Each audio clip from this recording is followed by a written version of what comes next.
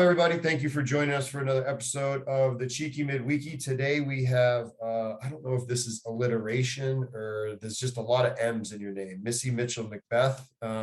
Thank you for joining us on the show. And why don't you go ahead and introduce yourself to any of our listeners that may not know who you are. Sure. One, thanks for having me on. It's always a privilege to get to speak to other strength coaches. My name is Missy Mitchell-McBeth, 3M, I guess. Triple MB.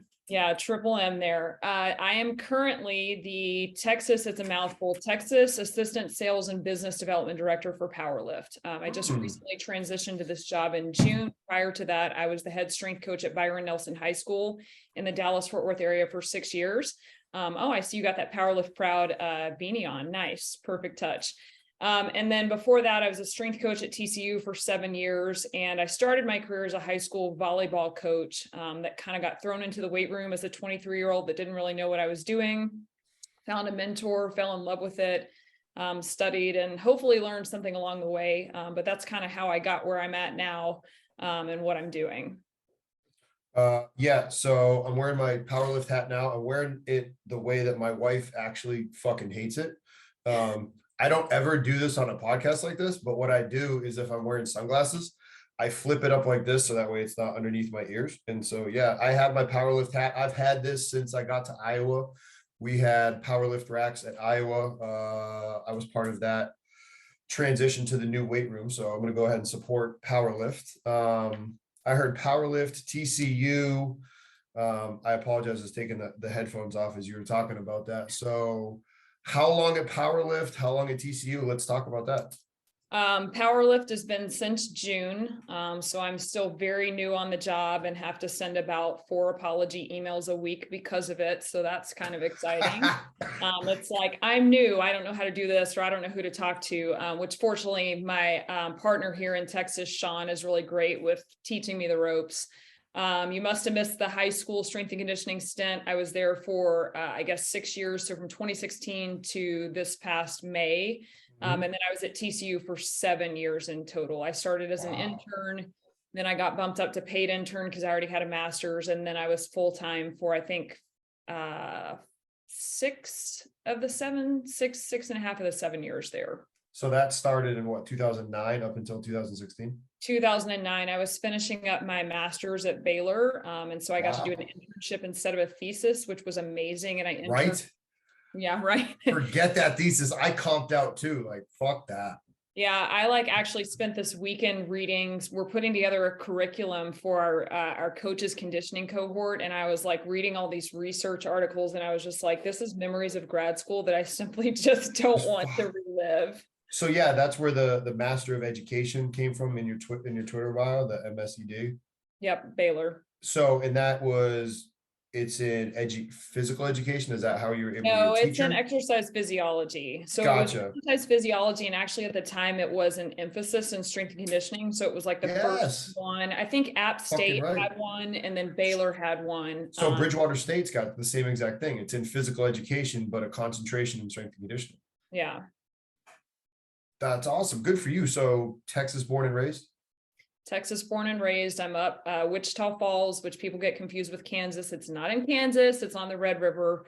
And then from there, I transitioned to West Texas for college. I went to UT Permian Basin, then to Central Texas. Now I'm back in North Texas where I plan to stay, but who knows? Wow, there's a lot to unpack with that. That's awesome. Let's start with, okay, so you were at TCU, and you started that because of the master's degree at Baylor. So why don't you go ahead and talk about it for our listeners? Like, hey, how do you find a really good internship that can do exactly what happened for you? Like, you're essentially a success story. Like, fuck, you had to get to graduate. You did an internship that turned into a fucking 7-year career. Like, tell the people how the fuck you did that, because that's amazing. Like, you should be proud of that. So number one, how to find that internship. I literally lucked into it. My mentor at the high school, I said I started as a volleyball coach.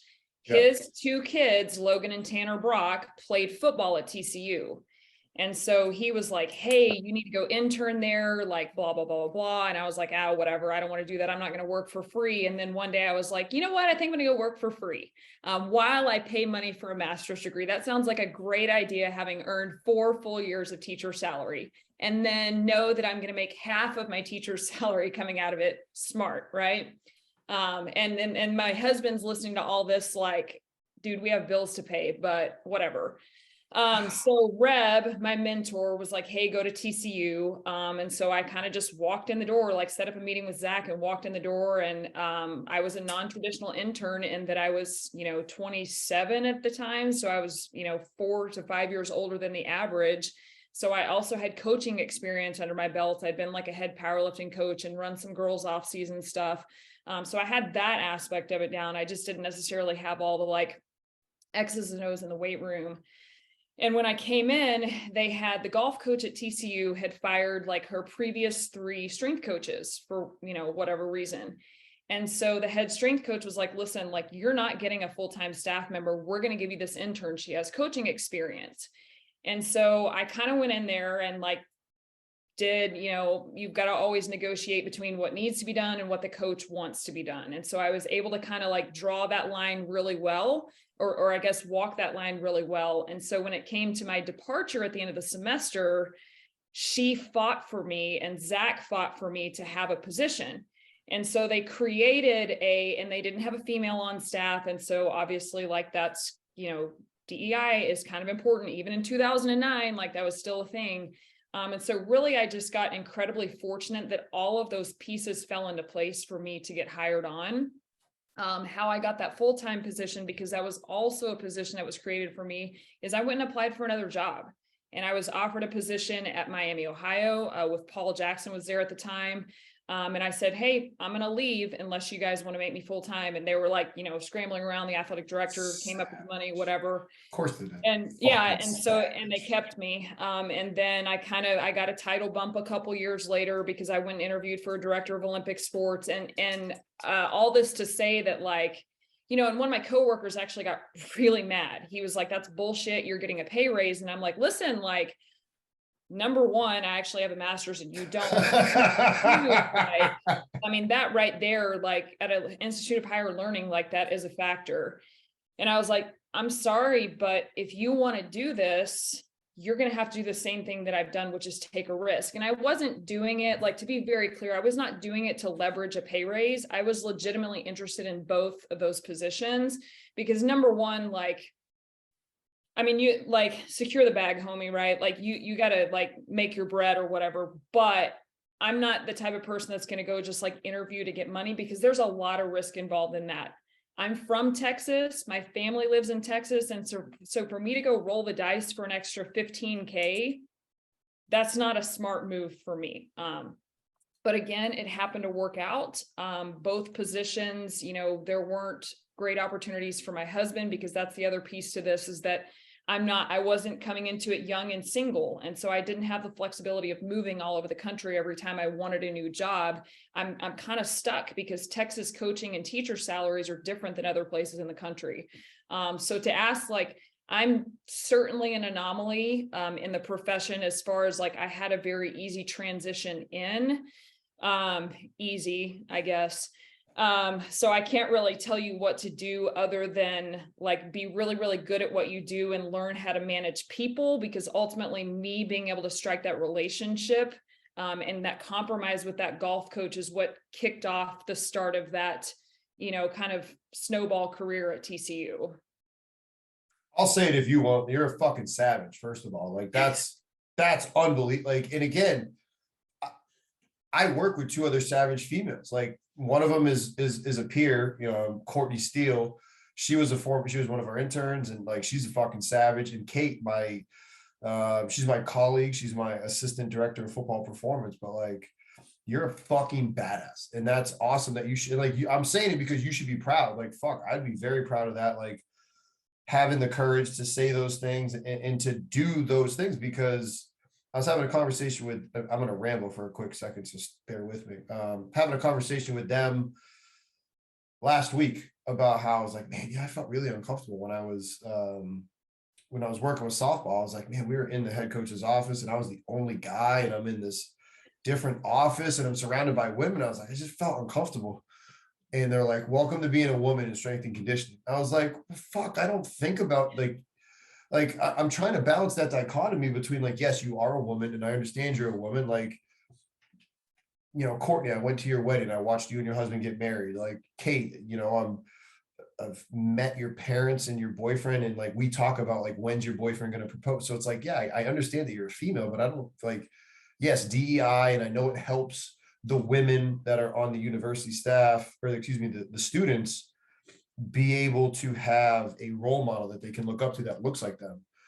But at the end of this incoherent ramble that I'm giving, like what would be your 2 cents on what I'm saying, where it's like, what is it like to be a woman in strength and conditioning to balance that? Because I actually just had Carmen Bott on the other day and she's like, I'm not a feminist. She's like, I'm a fucking humanist. So I'm like, how do we listeners navigate that shit? Yeah, so for me, like number one, I'll just share that there was probably 150 occasions at TCU because like they were great about, they just treated me like one of them, like because I was just another strength coach on staff and there was never I didn't have to worry about getting hit on or sexually harassed or hit on by athletes or any of that. And some of that is maybe it's good luck, maybe it's the way that I carried myself, maybe it's that I was just surrounded by great people. Like I don't know what it is, but I never felt any of those things. But there was a million occasions where, you know, it's just like guy talk and I just like be like, I don't know what the fuck I did in my life to be here right now and be subjected to this shit, but like I'm leaving, you know, because I mean it's just not like it's fucking stupid. I'll agree with you. I'm sorry to interrupt you. Can keep going. No, I mean it's just a different, I guess it's just a different feel than maybe like it was certainly different than coming from a girls volleyball coaching office. Yeah, but to the real, like, I guess meat and potatoes of the situation, as a woman, like you can't fail. You really, really cannot. I almost got back into the college level. I don't know why. I thought that'd be a great idea, but I was a finalist for a director position that was mostly admin at a fairly large university in the fall. And I walked into one of the athletic director's offices for a piece of the interview. And he was like, listen, he's like, I'm Black, so I'm just going to ask you this question because I understand what it's like to be in your position a little bit. And he's like, what does it feel like? What kind of pressure do you feel as a woman potentially taking a leadership position over an entire department? And I was like, I can't fail, because if I fail, if they give me a chance as a woman and I fail, then they just say, oh, well, we knew it. Like we knew she was going to fail. We knew she couldn't handle it. You know, from a strength and conditioning perspective, the like struggle early at TCU was like, she's not going to be hard enough on our teams because she's a woman. And I'm like, that like literally, and within, you know, a couple training sessions, they're like, oh, that's not true at all. Like she's actually a psychopath. Like, but the flip side of that is that when you are direct and you are assertive in some of these circumstances, then you're a bitch, or you're too picky, or you're too this or too that. So it's like the verbiage that's used. And I've actually read that there's studies on language used in performance evaluations with women versus men. And there's like something like 85% of women have been negatively evaluated based on personality traits, where only like 5% of men have. And those stats, trust me, those stats are wrong, but it's just markedly different between the two genders. Like I'll have to pull that and send it to you after we get off this. But the point is that, you know, for the same personality characteristics, men are championed for those things in the workplace. And then women, it's like, I have literally been told in a meeting with a male superior that I need to sand down my edges. Now, don't change who you are, because that's what makes you special, but we need to sand those edges down. And I'm like, number one, I don't know what that means. And number two, like, I'm certainly not going to for you, because you're not like comfortable. And that same male superior asked me one day, why is it that women in positions of authority always have a chip on their shoulder? And I'm like, fucking stupid. Like is that, can you ask that? Like, can you ask that question in a professional meeting, like in front of other people? And like, my answer was that as a woman, like if you go in and you're like all sugar and spice, like they want you to be, then you get just absolutely wrecked. Like nobody pays attention to anything you say. But if you go in and you're direct and assertive, again, you're a bitch, and then they're pissed off at you. So I'm like, we're going to have to pick one. You're going to have to either let me be direct and assertive and communicate with you the way that you communicate with me, or you're going to have to tell me how to communicate differently, and then I'll do it, but then you need to treat me fairly. So we can't have both of those things. And that's unfortunately what insecure males often want. I mean, fuck, I can listen for anybody that you guys weren't seeing me behind the Zoom because I was like fucking like loving every minute of it because first of all, I wrote down like locker room talk. I don't like, first of all, I don't even want to hear that shit myself. Right. Like, so if that's why, like, I'm thinking about, you know, I share, Kate literally sits right behind me, not here now because I'm at home, but Kate and I sit right here so she can tell me what we need to do with football and all of that. So like, but again, I don't want to be talking like that, whether she's there or not. So like, that's maybe whatever. And to the bad cop thing, it's funny because Kate, Logan, and I, right? It's the three of us that run the football team. And we joked around. We're like, look, we know the dynamics of this. Logan is always the good cop. He ain't ever going to be the bad cop. That's just not who the fuck he is. And then Kate and I, one of us will be good cop. The other one will be the bad cop. We just know that Logan ain't going to be it. And it's amazing. Like, and I'm saying it because I agree with what you said with insecure males, like sand down the edges. If it makes you feel any better, I've been told the same exact thing. And I'm like, what the fuck does that mean? Like, I'm too direct, but sand down, like, the fuck are you talking about? So again, I'm not trying to diminish what you said. I'm just trying to make you feel better. Like, insecure males will say that shit to another male too, or maybe I was a female in another life. I don't fucking know, but I've heard the same exact fucking shit. So if that, again, whatever that means to you, there it is. Maybe it's not like a gender bias. Maybe it's like an anti-strength coach bias, because I think we are a little like edgy. But I don't even think all strength coaches are edgy because there's so many that are indirect and fucking bad. Like, that's what I think that this whole strength coach network is for, is to educate those to stop being a bad strength coach. Like, there's a lot of wet blankets out there, guy or girl, that have no ability to command a room. Like, I mean, I'm wearing the Powerlift hat. So like, a thing that Doyle had said before was like, and I agree with it, is as a young strength coach or as a young coach, PE teacher, you have to be able to captivate the team, the audience you have. And sometimes that means projecting your voice. I'm not yelling at you. I'm simply speaking loud so so I have your attention, right? Like, does that defense hold water, to quote my cousin Vinny? You have no idea what I'm talking about. Not familiar with that reference. I'm one of those people that if you ask me if I've seen any movie, I'm like, nope, haven't seen it. Like, the entire human population has, but me. You haven't seen the movie My Cousin Vinny? I have not. Oh, you need to watch it this weekend. You and your husband. It's a Joe Pesci's in the movie. Long story. It's in Marissa Tomei. Way back in the day, Joe Pesci is a family lawyer. He defends his two cousins that are two nephews that are going to be wrongfully convicted of a crime. Anyways, at the end of the movie, he's like, "Does the defense hold water?" Right. So that's just my bad Joe Pesci. One of my top 3 favorite movies. So again, sorry for the rambling, folks. This is going to be an incoherent conversation at bits and pieces, but we're going to get to the good stuff. Don't worry about that. All right. That's my way to work on a transition of the other things that I wanted to talk about with you. So that was the TCU years. So a lot of our other listeners, they've done exactly what you did in that 2016 timeframe that you talked about. They went from college to high school, right? And I know there's a fair amount of it happening, especially in Texas, with what you had said.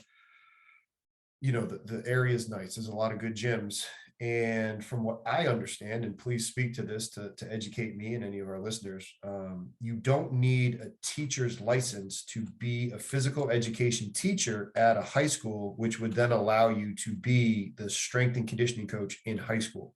So if you can talk about that 2016 year when you transitioned from college to high school, what it was like, what you learned, so that way myself, but all of our listeners that either did it, can learn from you, or if they're considering it, they're like, wow, this is a good input. Okay, this is like a whole lot to unpack. So first of all, to address this certification topic, that is a state by state requirement. In the state of Texas, generally speaking, most of us do hold teaching certifications. If you go back to the start of my career, I already had one. Yep. And the irony was mine expired a semester before I started back at the high school level. And I was like, I'm going to let this go because I'm never going to go back to the high school level. And I was like, you know what? It's $20. I'll just renew it. You never know. And I wouldn't have gotten the job had I not renewed that thing.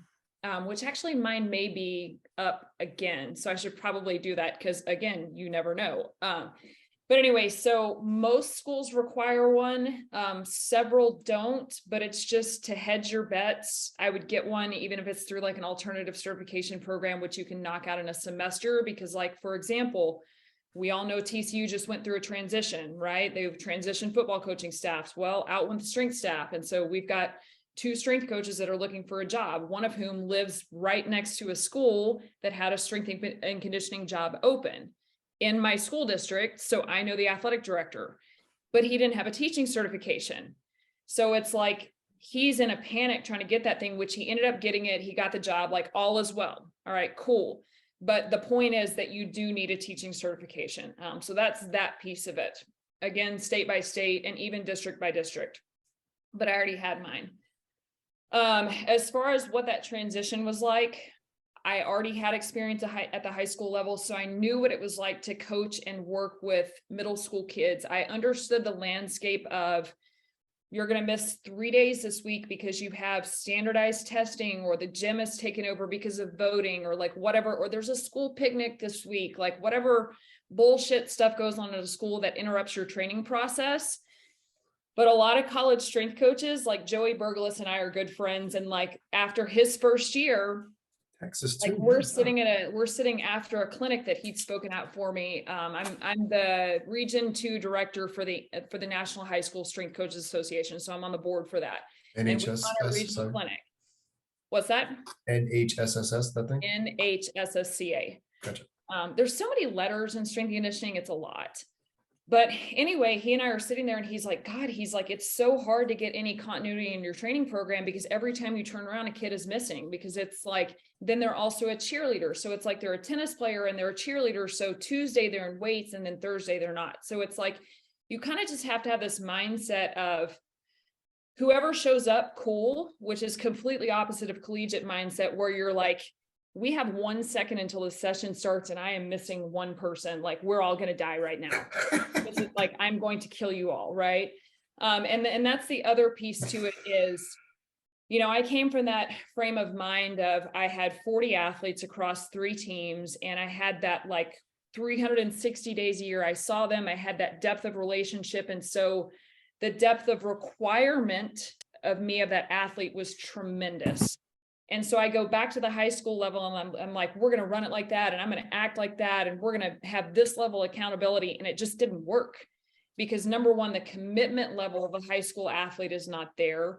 Number 2, your relationship with that high school athlete is not even close to what it is at the collegiate level. And so I really had to change. Sorry, my dog's back here crying and whining. I really had to change kind of my mindset, but also my approach to these kids. And the other piece to it was, when you're working at the college level, that's big business. Like, you are trying to produce winning teams to generate money for a university and potentially money for that athlete in their career afterwards. At the high school level, like 5% of your kids are moving on. So it's like the lesson that you need to be teaching them is a lifetime of fitness skills. And so if you're going into it with this drill sergeant mindset, they're miserable. And that's their first experience in the weight room, is having to start something over because they're, or they're late and they got in trouble and this, that, whatever. So you can't breathe down their necks as much as you can at the college level. And so like, I kind of had to take a little bit of a chill pill and take the approach of, I need to make this experience, not that it was miserable at the college level, it's just different. It's a business model. I had to make it a little bit more enjoyable and fun and change kind of who I was and how I approached it.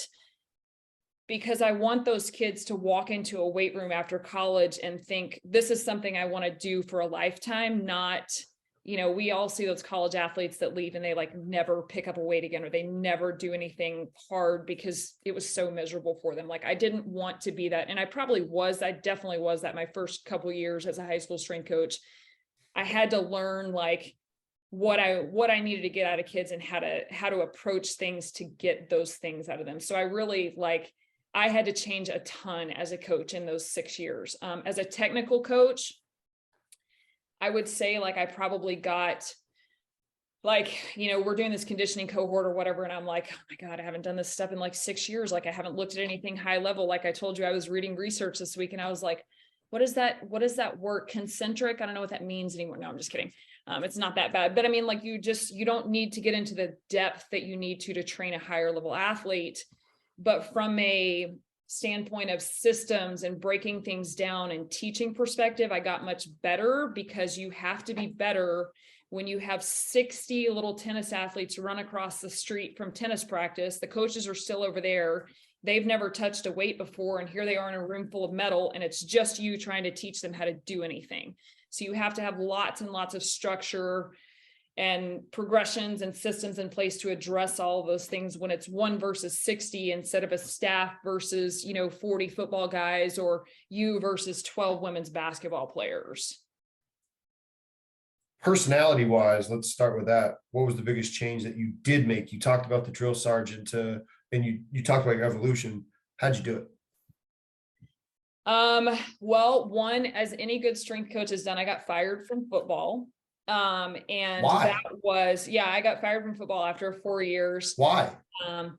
Well, number one, the football program sucked. And so fuck has to do with you. Right. Okay. But we all know that when the football program sucks, it is always the strength coach, right? But really what it was is, so those guys had to be like my staff, like they were a strength staff. And the position coaches were? The position coaches. Oh, fuck. Yeah. Okay. And so you would have like varying degrees of compliance and varying degrees of weight room knowledge. And I would try to match their weight room skill with like what I was asking them to do. And so that got exciting. And initially, like the evolution there was I tried to have meetings with them and go over their assignment for the like training block. And then it was like, I couldn't get people to come in and meet with me. And so I'm like telling the head coach, like somebody hasn't met with me, blah, blah, blah. Like I'm making myself available, whatever. So then I started doing videos, but even then, like I would send, okay, we're doing shoulder cars, like big mistake. I think that we can actually we can teach some FMS stuff, right? This is going to happen. We're going to get kids to do like a 90% effort car. This is real life. Well, I send this video, which I have literally like looked at another video, effectively copied it to make it my own, and sent it to these coaches. I go out in the hall and they're coaching it. They're like, push your shoulder forward. And I'm like, that is exact opposition of what I went over in the video. And so I just walk over and I was like I'm fuming at this point, because this coach, it's just rightfully so, like chronic that this is going on. And there's smoke rolling out of my ears, like the offensive coordinator standing behind me. And I'm like, you get fucked too. I go, I think that it would be really beneficial for you to go back and watch the video that I sent you. And I just walked off. And like later, the offensive coordinator comes up and he's like, you don't always handle things right. Cause at like 18 months in, I started flying off the handle, because I'm like, listen, motherfuckers, like if you're not doing what I asked, like we're punishing kids for showing up late and you guys are late.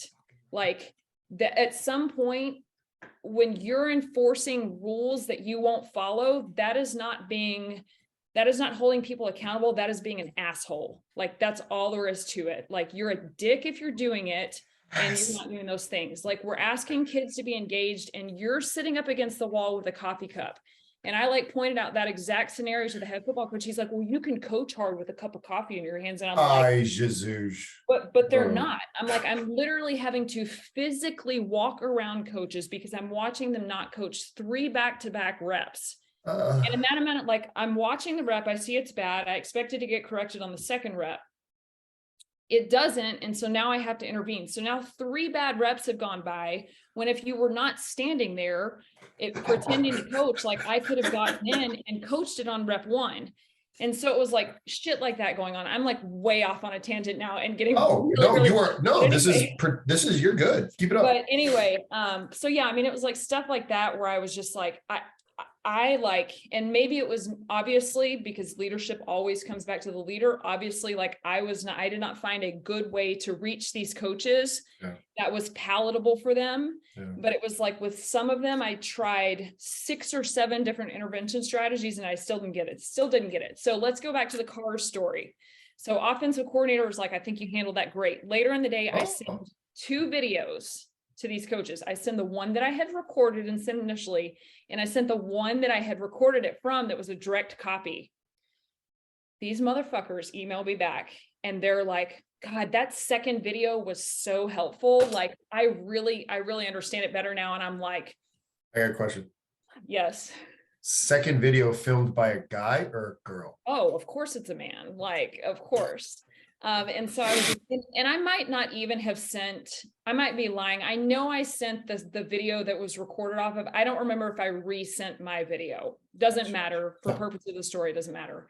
So anyway, then I'm just like even more irate about the situation. So anyway, it was stuff like that. But so what the entire point, the question that you asked was what I changed personality wise. When I came in on my job interview, my predecessor in that position, they said was like a super nice guy, but he didn't really hold people accountable. Okay. And so what I heard is you want me to be me. That's why you're hiring me. You've talked to my references. You know, I draw hard lines in the sand. You know, I hold athletes to those standards, like whether it's comfortable or not. Like that's who I am as a coach and that's who you want. That's what I heard when I got hired for the job. What I then learned from being removed from football and then working with everyone else, which weirdly, we didn't have those issues in other programs. And that was probably because I didn't require as much out of those coaches because manpower, I mean, you know, there's 120 football kids and freshmen, and then there's 120 up. So there's 240 kids and there's 20 coaches, right? Yeah. We've got more manpower to work with versus a basketball program that has 60 kids and 4 coaches or 3 coaches, whatever it is. Yeah. So I wasn't requiring as much out of those smaller groups. And so maybe that was the difference. Like, I don't mean to indict the football staff. I'm actually using this to talk about the things that I fucked up. But what I learned from that is that what I thought they wanted from an accountability standpoint was not what they wanted. They did not want, they didn't want the coaching staff held accountable. They wanted the coaching staff to just do what the coaching staff did. If they showed up late, cool, you're there. But we're going to punish the kids for, okay, that's fine. Like I'm not, that miss me with that, but that's what you want. Right. And they wanted someone who at the end of the day was nice and all of the yay, pump it up. Basically there's, I mean, you know, those coaches that are super high energy and you can probably tell from my tone that I'm not a rah-rah coach. I'm a technician. I require a lot of people, I hold standards. That's me. We're going to have some fun doing it. But to me, it turning into a big, smoke and mirrors game to create fun, that's not real fun. We can get into self-determination theory and extrinsic motivators, actually, getting in the way of that stuff. But anywho, so I kind of learned that what my idea of accountability was and theirs was totally different. And kind of circling back to what I led in with, that you have to compromise as a strength coach, whether you like it or not. It's the head coach's program. And your values have to align with that. And so what I had to do is I had to start looking at each individual program and determining how much discipline there was in it and matching my amount of discipline for that. And I didn't like it because I wanted my standards to be my standards. And I feel that ultimately, we're doing a disservice by letting some stuff slide. But at the same time, you're doing more of a disservice if I don't match, if I'm trying to be rah, super grr and extra disciplining in the weight room and they don't experience that on the field, are you really getting what you want out of that as a strength coach? Number one, no, because there's no continuity across levels and they kind of don't know what to expect in different places that they go.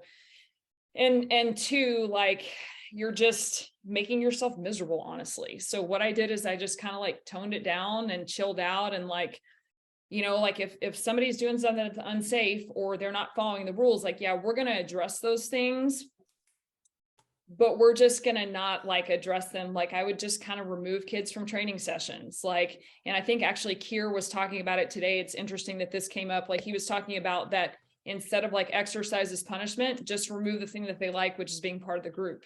So you just take them out of the training session for that day. So it's like, all right, you lost your chance to get better. Go chill in the hall, coach. I'll come talk to you afterwards. And then I'd go talk to him and be like, hey, here's what happened. Here's why. What do you have to say about it? Next time they come in, normal day. Like if you want to come in and you want to have a shitty day the next time, then like we're going to have the same conversation. If you want to come in and like we're just over it and we move forward, like that's what we're going to do. And so I just found that kids like responded a little bit better to me, like backing down a little bit, because again, the level of seriousness is just so different at the high school level. And so I just had to change that frame of mind of like a lot of these kids like are kind of just like lukewarm about being in their sport period. If they're lukewarm about being in their sport, they're definitely going to be lukewarm about doing painful things in a weight room. And so keeping that in mind and like trying to make the training process more enjoyable and me being a person that, you know, they create positive associations with the room that I'm in and with me and with exercise and that training process, I think was the biggest learning curve for me. Last question about the high school stuff would be, you talked about not needing the depth. I go back and I think about some high school athletes and some programs that I've seen where they're pulling out fucking tendos and chains and bands. And I'm like, what the fuck are you doing? Like, if I get your athlete, I'm throwing them on 1x20. Like, you know, quickly talk about the bastardization that is high school coaches that do that, in your opinion. And if you don't think that is bastardization, that's fine too, but that's just my 2 cents. Yeah, I think that there's so much benefit that we can get out of a very basic training program that we don't need to tap into those higher end training methods. I'm not going to like bash VBT because I think that there are some coaches that do really, really good work with it to regulate those high school egos is what you get. You get a lot of benefit doing that of like, oh, your bar speed dropped below that. No, sir, you're not adding weight, you know? And so there's some like really objective feedback. But as far as, you know, like I'm seeing kids do like depth jumps and like from these just massive height boxes. And I'm like, yeah, they can do that. They didn't get hurt right then, but they're physically not prepared for it. Like that kid needs to be doing extensive plyos and actually building some tissue tolerance before we're just flying off of a 36-inch box or whatever it is. And so I think not only is it not safe to do those things, and I don't think people put enough stock in the fact that maybe we don't see an injury today, but what does that athlete's body look like in 2 years or 4 years or whatever? I think that's one big thing. The other thing is when we need those methods, when a basic strength training program has us stalled out, and we've already tapped out those methods when they were 14 and 15 years old, like that's you as a coach putting more stock in what's fun to look at because you're bored than it is what your athletes actually need and what's going to help them for the long term. So I think, and the most concerning piece of it is that you do have some good strength coaches that are doing some stuff that's maybe a little bit higher end because they have had the athletes, like I had my athletes in a 6-year development strategy, right? That's quite a bit of time, like 2 sessions a week, 6 years, whatever. You know, by the time they're seniors, like we probably could have done a little bit higher end stuff. I still didn't think they needed it, so they didn't, but you have some good coaches doing it. The flip side of it is I see orders that come through all the time for high school weight rooms, and I see crazy stuff on there, sometimes like chains. And I'm like, I don't, like you said, like, I don't know why we necessarily need that. Maybe there's something that I don't know. But I just think that like the danger in posting like all this high-end stuff for lower level athletes online is that like other coaches that don't know what that is, but respect what these coaches do, see it and they're like, oh, that's definitely what I need to do. And it's the same piece of like, they go try to copy those collegiate, like it always drives me insane. Like we'll bring into our high school strength clinics, we'll bring in usually a headliner speaker, of the collegiate level, just because it makes people sign up and it makes them come see the other 5 high school strength coaches that are speaking that day that actually do what they do. And I also coach those collegiate speakers and say, hey, this is your audience and this is what they need to know. So when you present, I don't need to see 6 months of catapult data. They can't afford that and they don't know what that is. Like, we don't need to see that. Talk to us about how we can get your kids ready and what you need coming in, or culture, whatever it is that we want. But it's concerning when people try to duplicate the training programs. And this is not new information, but duplicating training programs of collegiate athletes or elite athletes or whatever. And so that's where I think the danger is with the high school level, is they see, like, high school strength and conditioning is so boring. Like, it is literally so boring, because you need to be doing the same things over and over and over again to really ingrain those movement patterns. People get bored with that process and they jump to higher end training stuff too fast. I 100% agree. And that's one of the things where I feel like it was Boyle who said it. Even something as simple as, like, say you're running 3 groups during the day. It might be the 3rd time that you've seen it, but for the kid, it's the 1st time. So you have to continue to bring that passion. I'm going to switch gears and start to talk with you, because again, we've got coaches that have gone from high school or college, into the private sector, or not private sector, but into strength and conditioning auxiliary, for lack of a better term, whether it's going to Vault or to Hawken, and, like, for you, going to Powerlift. Before I do that, you had said something that I was marinating over before. You said it's the head coach's program, right? And we're a part of it. And I remember, an athletic director that I heard from before said, the head coach is the AD, or the head coach is the CEO of their program. The question I have to you is the head coach really the CEO, or is the AD and the superintendent the CEO? And each sport is supposed to be a franchise under the umbrella of what that AD wants, because that's my opinion. And please disagree with me here. I could give a fuck less, but it's my opinion and my belief that it's the AD superintendent. They're the fucking CEO. They're the one that's the franchise that you're going to run. And then you're going to have a different store variations from your different sports.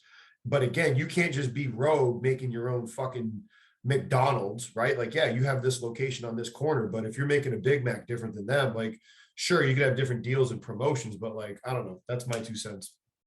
Agree, disagree? I'm curious. So I've kind of seen it both ways. I've seen it at TCU, where I worked with 3 different sports, and each sport, and actually, like, when I left, one of the coaches was basically like, I had no idea what you were expected to do here. I had no idea how different you were expected to be in each program. Like, you really had to be a chameleon, because there was no continuity. How that head coach wanted to run their program, the athletic director said, whatever you need to do to win, you go do that thing. We're going to fire you if you don't win, but whatever you see fit. And obviously there's lots of pros and cons to that model.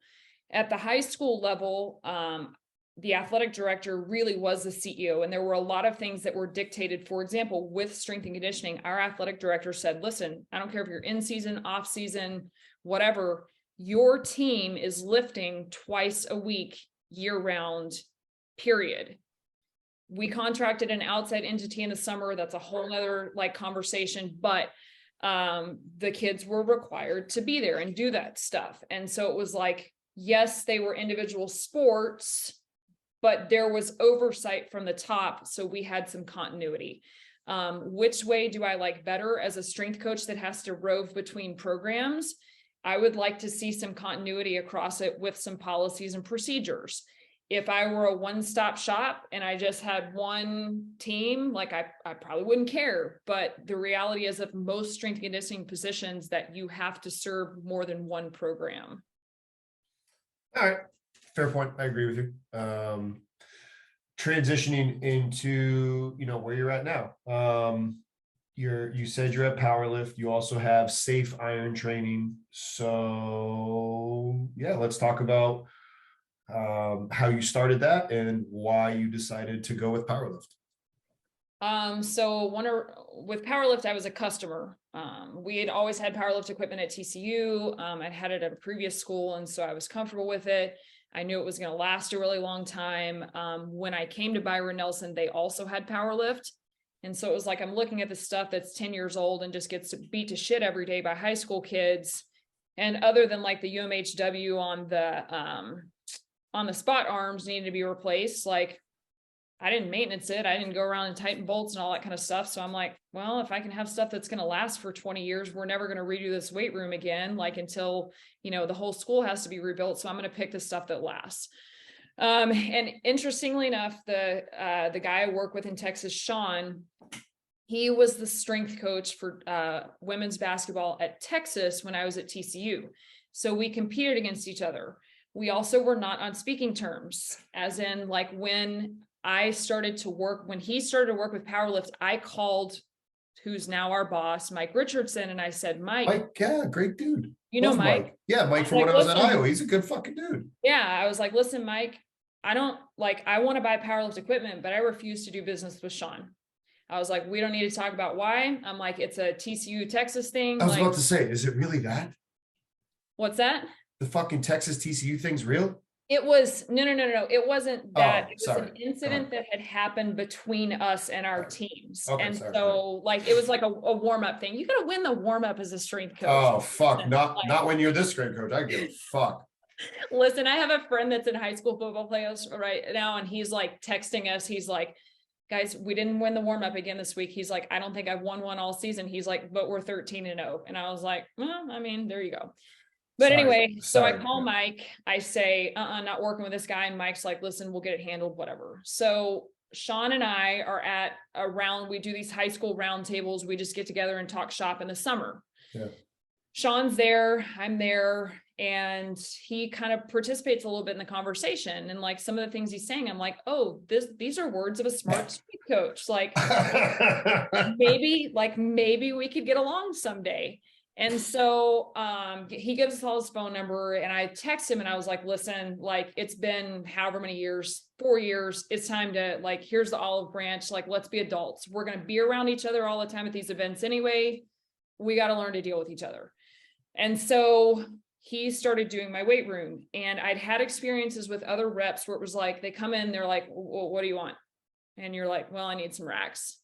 And they're like, okay, cool. I think you can fit 20. And I'm like, do I need bands? Like, do I need a bench? Like, what color are we doing? But Sean was like, very like, it was to the point where, and I was on a meeting with him the other day, and the coaches were just like overwhelmed. And I was like, I've been there. Like, I feel this at some point. Like, I don't care what the outline color of the logo on the medicine ball is. Just pick one for me and put it in my weight room. But he was just very, very thorough with it, and very thorough with communication. And it was like, when I needed something, he was right back with it. And so I was just like, oh, wow, like, cool, this is different. And so I realized that probably the reason we didn't like each other is that we're a lot alike. And so we ended up becoming friends. And then for whatever reason, like when they're installing my weight room, I was like, hey, here's a great idea for you. I can come be your assistant in Texas, and we can do X, Y, and Z. And he was like, okay. And so a year and a half later, because we do quite a bit of volume in Texas, so they need someone else there. So a year and a half later, here I am. And it was kind of weird because when they offered me the position, there was someone else who'd called me about a position, and then I'd been reached out to by a school out of state, like a high school out of state. And so I was like, I've been waiting on this Powerlift job for like a year and a half. And then there's like 3 jobs, and I'm like, oh my God. So like April and May of this past year, I was so stressed out. Like the CSCCA show, like I'm on the floor, like having to go turn down a job before I can go talk to a Powerlift booth. Like it was nuts. But anyway, so that's kind of how I got there to Powerlift. And I don't know if there was an actual question or just that, how I ended up at Powerlift. Yeah, I guess the question would be, I mean, shoot, you're probably scared. Like, any of our listeners that are considering leaving the comfort of a high school or collegiate job for the unknown, like, what were some of your fears? What are some of the things that you'd recommend to them? Some of the concerns were like, I coached for 17, now 18 years. And it turns out I lasted 2 weeks without coaching. And then we started that conditioning cohort, and now I coach adults. And so it's like 17 years of doing the same thing. Like I literally carry a backpack and lunchbox to school, which I've done since I was 5 years old, and I rotate on a bell, right? That's been my whole life. And so then all of a sudden you're like going, I'm not going to say completely outside the industry, because I still I know what a rack is, and I know how to, program and all those kinds of, and I understand the struggle of our customers, but they hand me a sheet with all these links to YouTube videos, and they're like, we need you to learn this software program to design weight rooms. And I'm like, yeah, I can barely open my email. I can use Excel, and you want me to design things in 3D? Cool. I can definitely do 3D weight room renderings, no problem. So it's learning a completely different skill set, and leaving everything that is concerning. The other piece is in the last few years, I've gotten opportunities to speak and do podcasts and that kind of stuff. And so it's I've kind of built a little brand around my coaching and my name. And so it's I talked to Gary Schofield, who did the same thing. He went and worked at Play. He's one of the founders of the National High School Strength Coaches Association. He was at Greater Atlanta Christian. It's a huge private school in Atlanta. I don't know. Anyway, and he was there for several years, very successful. He's very well thought of in the high school strength and conditioning industry. And he left, took a job at Play. And he's like, Missy, it's so hard to stay relevant. It's so hard to, turn the page into something else. And people look at you and be like, well, you don't coach anymore. And so that was a concern. It's I've done all this work, and now am I just going to throw it away? But the flip side is that with, I said, high school strength and conditioning is boring. I was kind of bored. I'd gone from having a lot of control and 360 days a year with my kids to seeing my kids once a week, surface level programming. And so I wasn't as engaged as a strength coach anymore. And so I was just kind of it's time for a new challenge.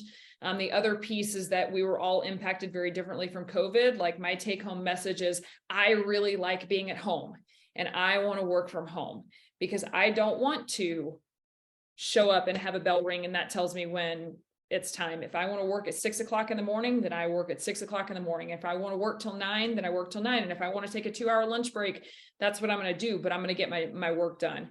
And so kind of just a confluence of factors made me want to do this. Some of the biggest challenges, I was worried, I was I'm going to get so fat because I'm going to be home and I'm going to snack all the time. And it's no, you're going to have to remind yourself at 2 o'clock that you've been sitting, doing a layout and answering emails since 8 o'clock that morning. You need to get up and go move or eat something or drink something, because you just get so deeply ingrained in your work and there's no one telling you to stop. And so that's been a little bit of a learning curve. So yeah, if you're someone that's I don't know if I want to coach anymore, and I would like a little bit more flexibility and freedom, and I love working from home, I really love the position.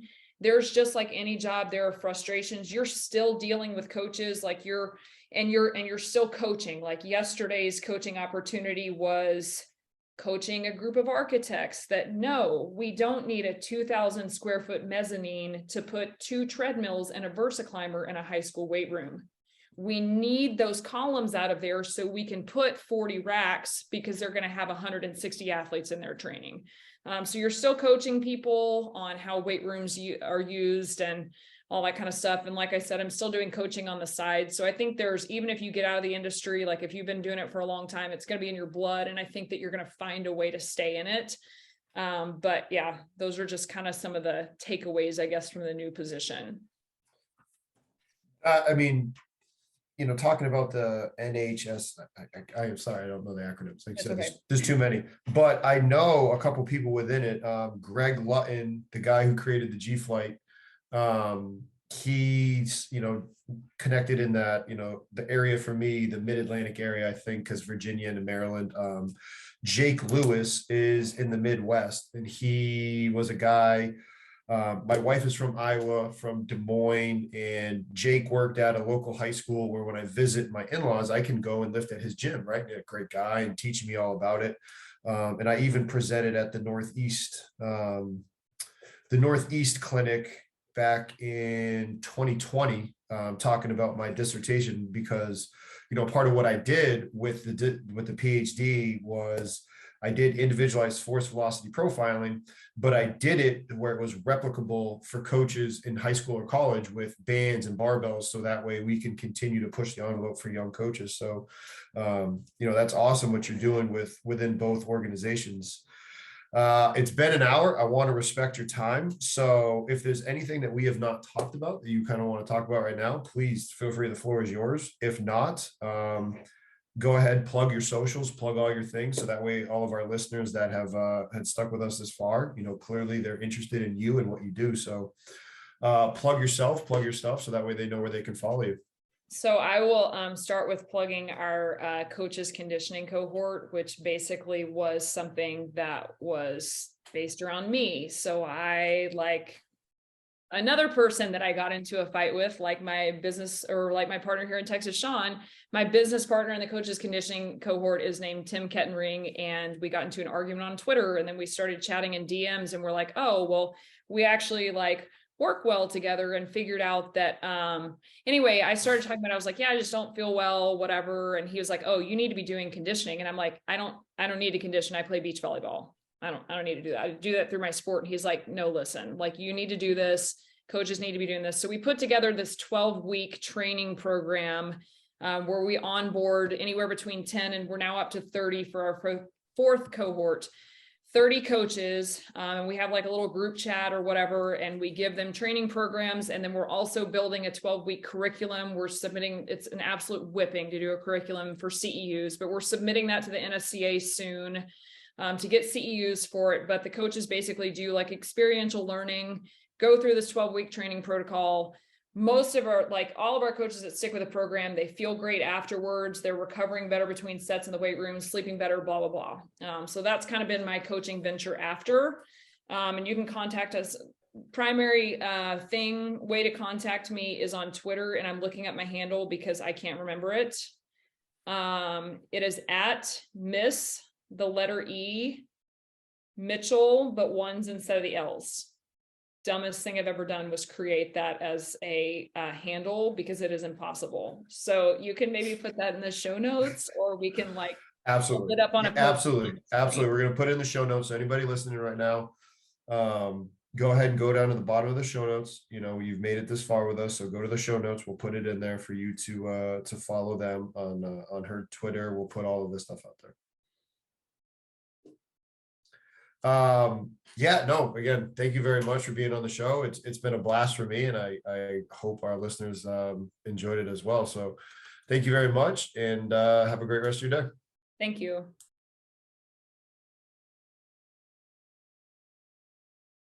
Congratulations on making it to the end of the video.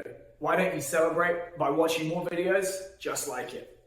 You can also help us on our quest to placate the algorithm gods by liking, sharing, subscribing, and commenting. Thank you.